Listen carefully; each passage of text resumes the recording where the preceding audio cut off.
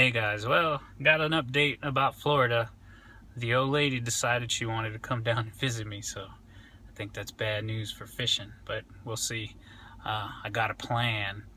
There's a place that rents sailboats and paddle boards in a state park down here, and maybe we'll go paddle boarding. But it's in this place called Salt Run that I heard has a pretty good population of redfish. So maybe I'll save the day and we'll be able to go fishing. But I'm here in Jax. I'm supposed to pick her up at the airport. I could be fishing, but hey, whatever. But no, I'm just kidding. I'm glad she's down here. But her plane has been delayed, and luckily about 5 minutes from the airport, Gander Mountain. So I think I'll be able to entertain myself. And right over there is a Walmart, and right across the street is a Dick's. And I was in that Dick's. That's the Dick's I bought the chatterbaits from. The Dick's here are a lot better than the ones back home as far as fishing goes. They got a lot more stuff in them. Just all in all, Florida seems to be a lot more into fishing than Maryland is. At least where I live, you know. It could be different in Ocean City or something. But either way, I'm gonna go check out Gander Mountain. If I see anything cool, I'll video it. But if not, just wanted to give you an update. Maybe we'll be on paddle boards fishing tomorrow. It's still cold here. That snowstorm that hit the East Coast made it really cold here, and it's still like in the, I would say, 60s today. So it's supposed to warm up tomorrow, so hopefully it does and we can get on the water and get some fishing in. All right.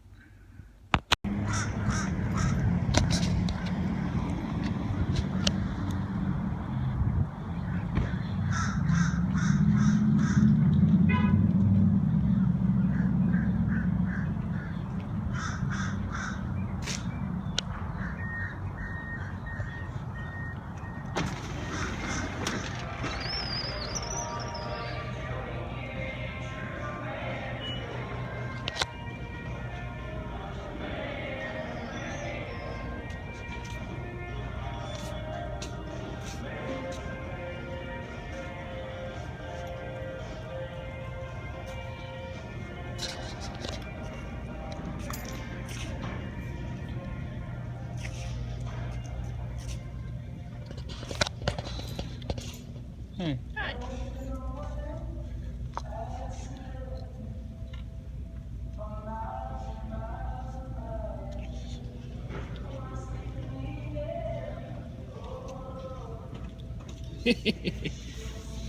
Freaking fishing clothes.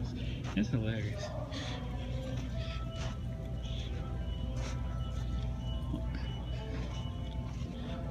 Oh, I see fishing rods.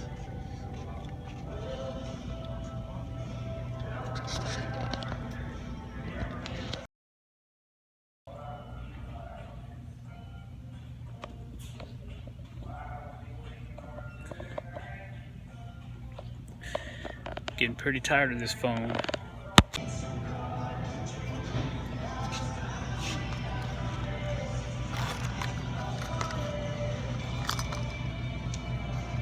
Yeah, these guys already come with single hooks. Right on.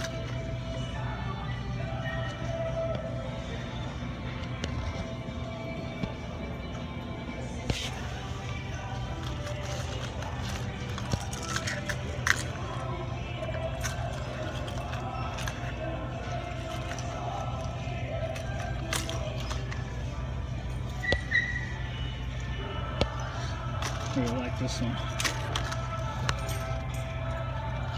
I'm not gonna pay $10, but I like it.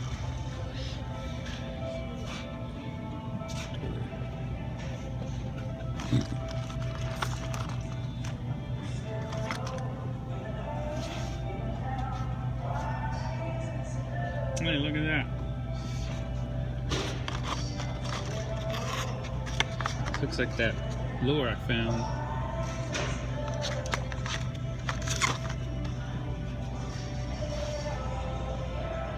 See if I can find the actual one. Nope.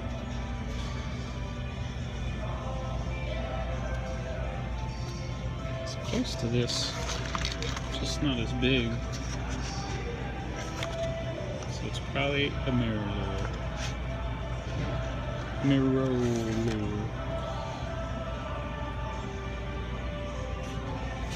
Holy crap.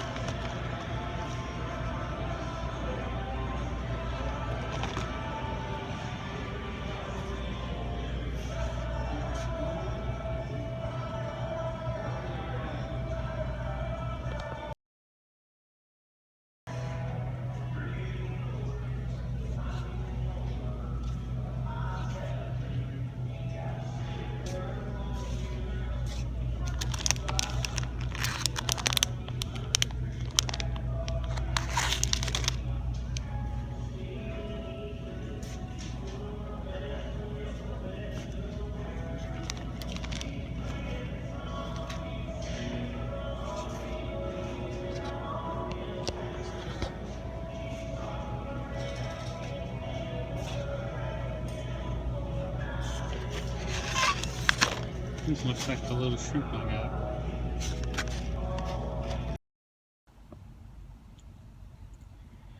Well, I'm still waiting on the plane.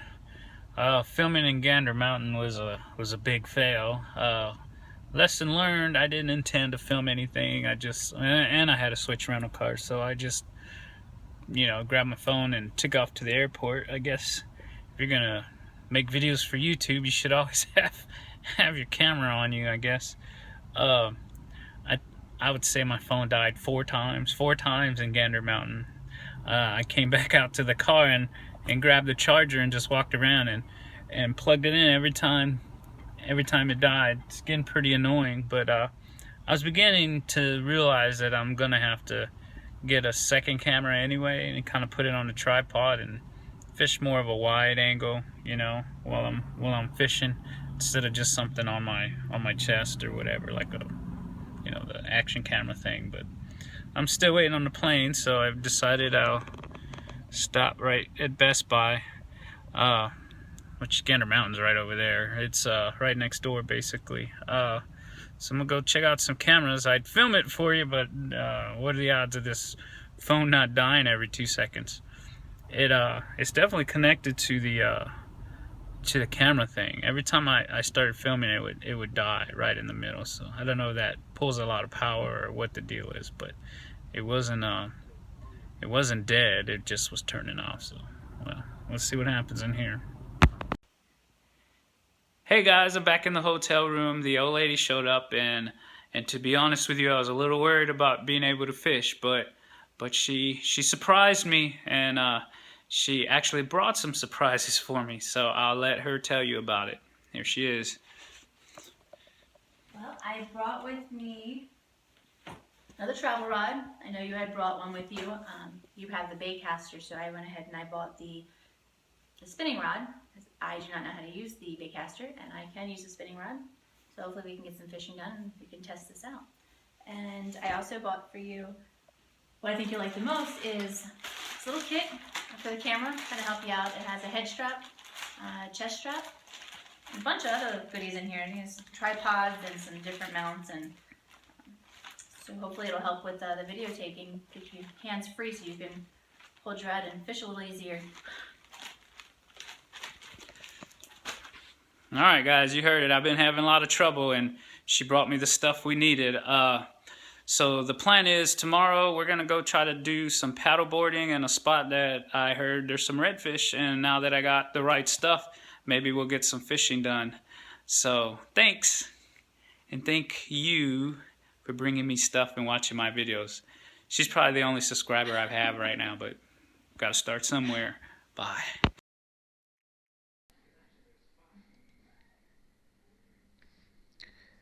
Alright guys, so let me explain to you what happened on our big adventure here, our paddleboard fishing. Though the weather was not very cooperative, it was very windy, so we still decided to go out and try to find some more protected water way in the back of this place, Salt Run.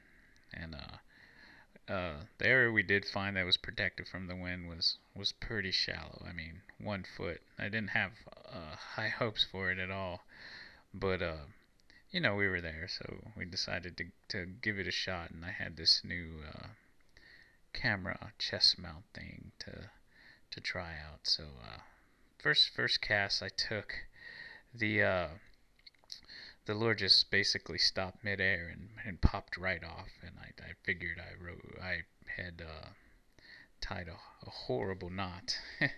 So this is me here tying on the second knot.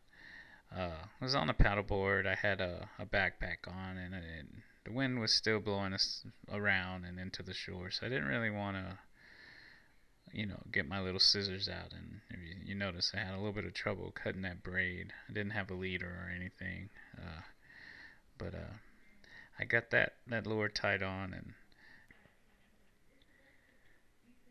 well, the day got worse before it got better. My first cast was a disaster, and you're about to look at my second cast, which wasn't a whole hell of a lot better. You can't see it real good, but that was just the attempt, and then here's the big surprise. Apparently, I had a backlash knot in there the whole time, which I didn't see. So my second lure just popped right off the line too, and good thing that this little camera was in the waterproof case, because I was probably cursing up a storm right here. I was pretty angry. Just try to remind myself that I'm in Florida. It's a beautiful day, and I'm on the water fishing. So we tied on another lure and threw some casts, and didn't get any bites, didn't get any strikes. I wasn't expecting it. I mean, the water here was really shallow and pretty clear actually, so I could see there was not much going on. But I wanted to get some video with the new chesty thing that I had been given, and it made life a lot easier. I didn't exactly know where the camera was pointed and what would be in the frame, but it was a beginning to using the right equipment, and I'm really glad that I had that. I didn't have to worry about, you know, the camera falling out, or just, you know, in general using the wrong things, the wrong tools for the job. We decided to go ahead and call the day fishing on these paddle boards, and try to find a better place where we could fish, probably offshore, so we didn't have so much to deal with. I figured we stayed another maybe 15-20 minutes at the most after this video, but most of that time was spent trying to get back through the wind to the launch spot and where we rented the boats. Turns out I wasn't the only one that had some difficulties out here. One of the travel rod that Danny brought, it didn't do too well out here.